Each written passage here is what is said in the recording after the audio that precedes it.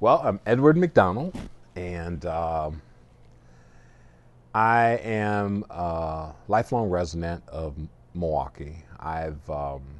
Grew up here, attended school. My family have really deep roots in this community.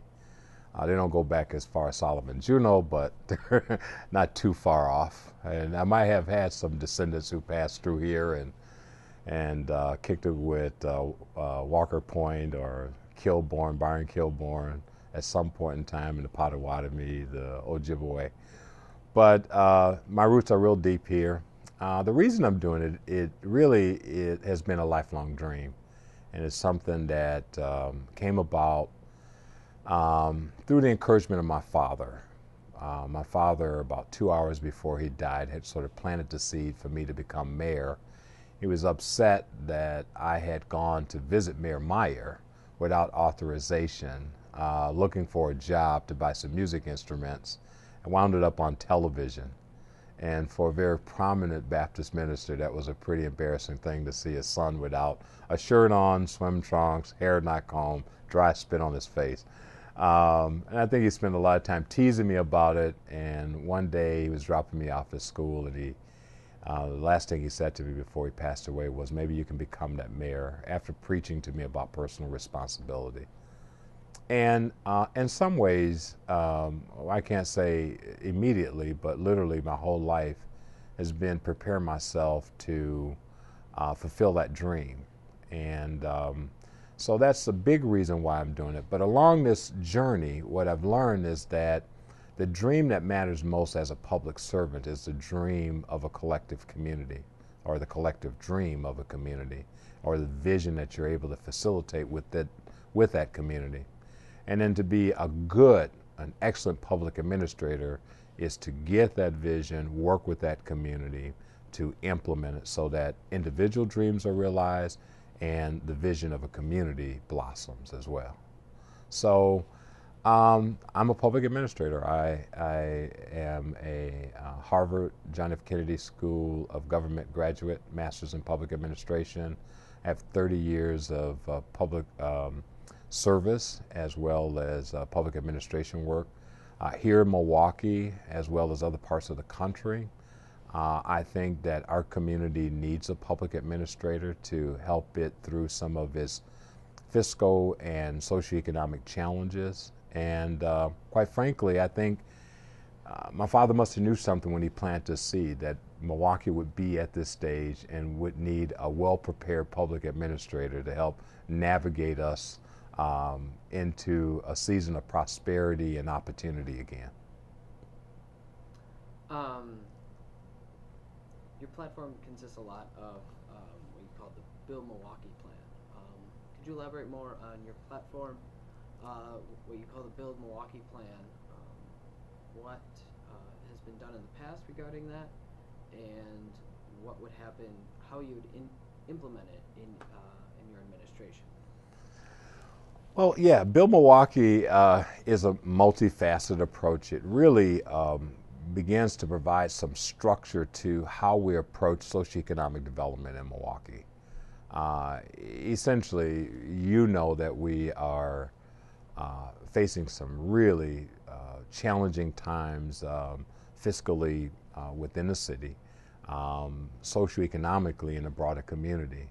And it will require that we marshal all available human capital that's willing, able, and available to engage in building our city again. The basic context of Build Milwaukee, it starts with taking the city current redevelopment plans, there are 13 of those, and establishing planning councils that will be responsible for modifying them and implementing them. Those planning councils would be appointed by the mayor and the council to serve for a set term that will be determined. The redevelopment plans, all of them have 4 major components right now, but this may expand once we get the planning councils in place. It deals with housing production, commercial quarter revitalization, manufacturing redevelopment and development, as well as infrastructure repair, including parks and open space. That would be roads and parks development. The what would happen is those planning councils would write those plans, and then each year they would look at elements that they would want to implement. Those would be financed through a strategy that call for the city, county, and state to make available, based on a certain percentage of the redevelopment apparatuses that each of those branches of government have to support the resources necessary to bring those plans alive.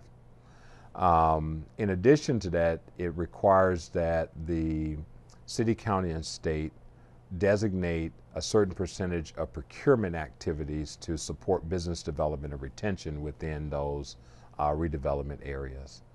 And it also requires that the city, county, and state use their tax revenues to leverage the participation of financial institutions in investing to bring those redevelopment plans alive.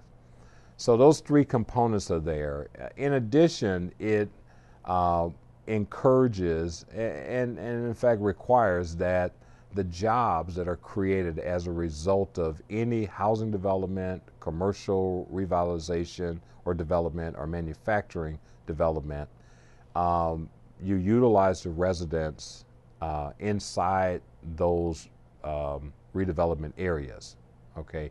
If there are people that are willing, able, and available and qualified to do the jobs, or assigned to some workforce training center to prepare the skills to be placed on jobs that will become available through the production as well as the use of any industrial or commercial space that would be brought alive through the implementation of the plans. We have already begun to draft legislation that will require this collaborative effort between the city, county, and state, leveraging the financial institutions' resources, plus the procurement activities that would support these things. We're expecting within the next 30 days that there will be public hearings in Milwaukee on the Build Milwaukee strategy. To kind of go off that, the need for state, county, and city revenue to be allocated toward the Build Milwaukee Plan, how do you foresee, especially now in the wave or maybe age of austerity, how do you foresee, Governor Walker, the Republican legislature, how do you foresee that being implemented with such powerful opponents currently in the state legislature? And also, this is just one session now, one governor now, but 20 years down the road, that could also be the case. How do you foresee that? Yeah. Well, one of the things that we did in designing the Build Milwaukee plan was that we were asking for no new money. In fact, the pre-designation of existing redevelopment apparatuses are things that are appropriated and have historically been appropriated by the state, county, and city for redevelopment purposes. Some of the areas inside of Milwaukee have, for whatever reason, have not been able to utilize those redevelopment instruments in the competitive situation that exists now for them. Any kind of tax increment finance districts that would have some community benefit tied to them have not been leveraged by those communities, or any, say, WIDA mortgage lending programs or redevelopment loan funds that they have in place, or the Department of Commerce, which is now the Wisconsin Economic Development Corporation, their tax credit programs and those kind of things have not been able to be leveraged by some communities in Milwaukee and used to the economic benefit of the community. So we're saying that let's eliminate that competition.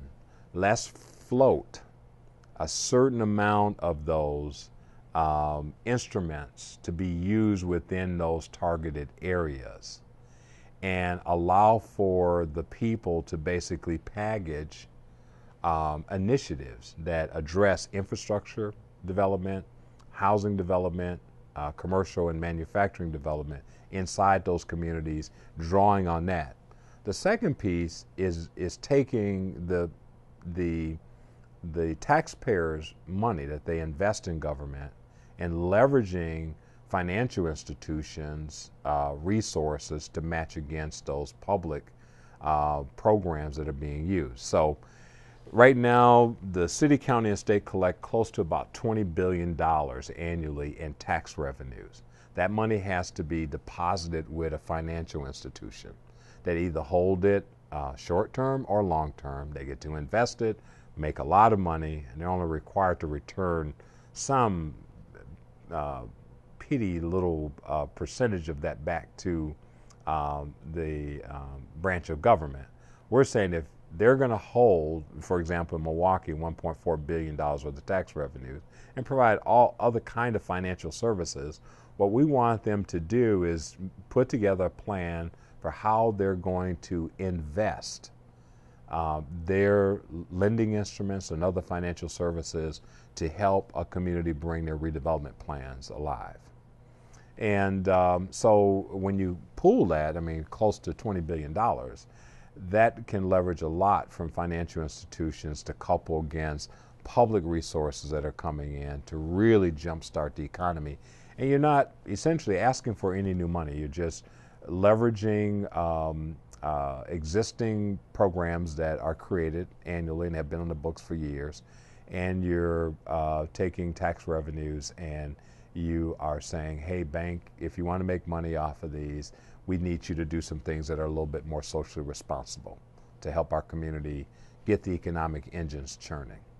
And then on the procurement side, what you're saying is, right now, a lot of our procurement resources, in Milwaukee, for example, the city of Milwaukee procures roughly about $150 to $200 million annually that is collected from taxpayers in Milwaukee. 80% of those contracts go to entities outside the city of Milwaukee.